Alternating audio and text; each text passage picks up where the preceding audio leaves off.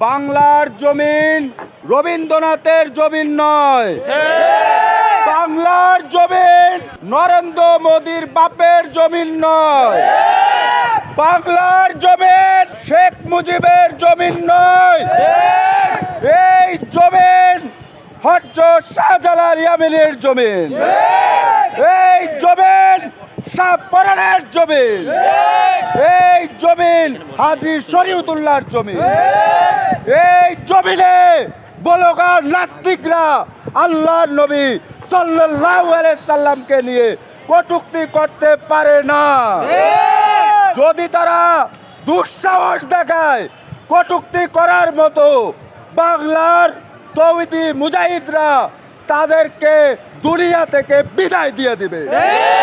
যদি আর একবার আল্লাহর নবী সাল্লাল্লাহু আলাইহি সাল্লামকে নিয়ে কটূক্তি করা হয়, আমি বাংলাদেশের সরকারকে বলবো জুমার নামাজের পরে বাইতুল মোকাররমে সবার সামনে প্রকাশ্যে ফাঁসির ব্যবস্থা করে। যদি আপনি না করতে পারেন, বাংলাদেশ থেকে যুবক মুজাহিদরা ওই বলগার, ওই নাস্তিক, ওই কাফেরদেরকে শেষ করে দিবে।